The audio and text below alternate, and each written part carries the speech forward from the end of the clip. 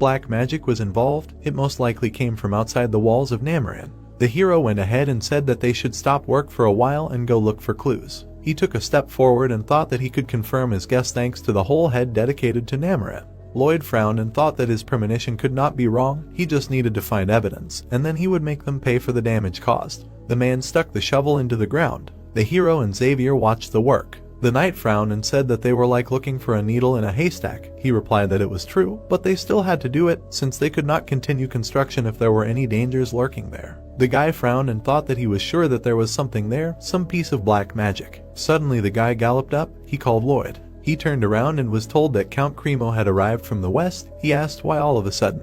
After a while, the Count smiled and said that he had come to ask permission to marry. Lloyd and his parents looked at him. The brunette looked forward and asked for forgiveness. He said that the Count was not his type. He replied that it was mutual. He was asking him to marry his daughter. Cremo rubbed his beard and said that he did not like to beat around the bush, so he would be frank with him. He crossed his arms over his chest and said that he thought for a long time after his departure, wondering if he could ever have a better son-in-law than him. But suddenly he had acquired such fame and he was sure that there were already many families who wanted to establish contact with the Frontera family. The man frowned and said that he no longer wanted to wait for them to schedule a wedding. The hero told him to calm down. No one had contacted him about marriage. Arcus leaned over and called his son. He poured out many letters on the table. Lloyd looked at them in shock. While his father said that all these letters were sent through the Royal House of Lords, he saved them and wanted to show them later when he was freer. The Count jumped up and said that there was not a drop of sincerity in them, and they had to pay a visit like him. The wedding ceremony would take place at the Frontera estate.